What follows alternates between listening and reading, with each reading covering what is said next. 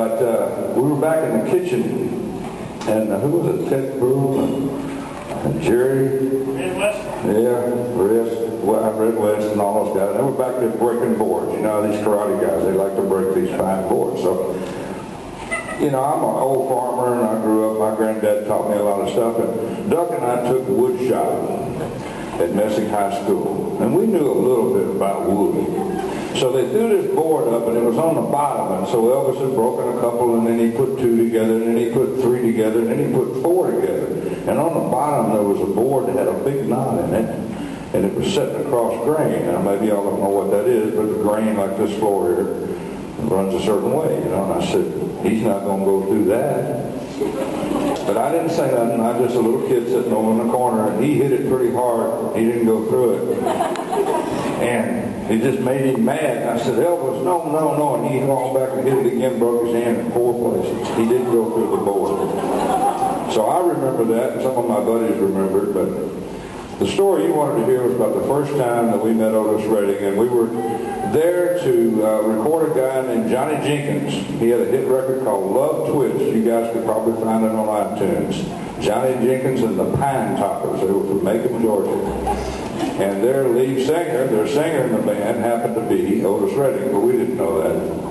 So anyway, we're waiting outside the studio for them to pull up, and here comes this car with Georgia plates on it, and this band starts getting out, and the guy driving got out, takes the keys, unlocks the trunk, and starts pulling out amplifiers and microphones and all that. And I walked up, and I said, hey, wait a minute. I said, you don't need the microphones, just record in the studio. We've got our own mics, you know. He's got there, you know, like he's going to set up for a gig like tonight. So anyway, he brought everything in the studio, and I forgot about it. We went on and recorded all day long. And during the session, Al Jackson, the drummer, came to me and he said, hey, you know that guy that was driving the car when he pulled up? I said, yeah. He said, he wants you to hear him sing.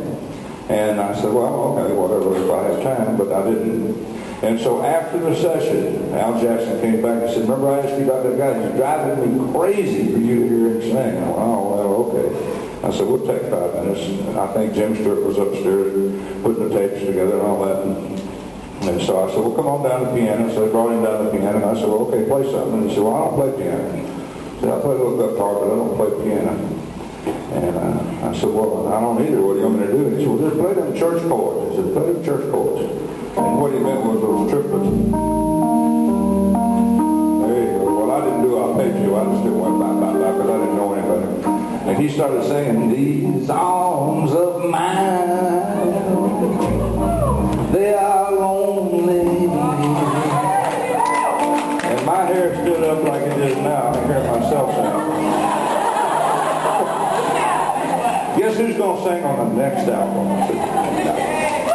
But that's the day we heard Otis Redding. We all went crazy. Jim Stewart, I went and got him. I said, you got to hear this guy sing. The next day we know we're scrambling. Doug had already put his bass in the car, and we made him get it back out. We were scrambling, and so Johnny Jenkins played guitar on it. I played piano on it. Al Jackson played drums, and he played bass, and we cut a song called These Arms of Mine. And that was the first of 17 hit singles in a row for Otis Redding. 17 hit singles, isn't that great? What an incredible artist he was, and an amazing singer, so passionate. But I love hearing those stories. I was sitting down in the studio just getting all these stories about all these different guys, and I mean, it was like this every day, the stories about a lot of my heroes. And I particularly love those stories about triumph, you know, the guy who's just getting stuff out of a truck, backed himself and believed in himself enough to, you know, give it a go and find these guys and say, please let me sing for you and let me know what you think. And you know, it's all history now. He was such an incredible artist and had so many hits. And this is for Otis. I'm going to sing one of my favourite Otis songs.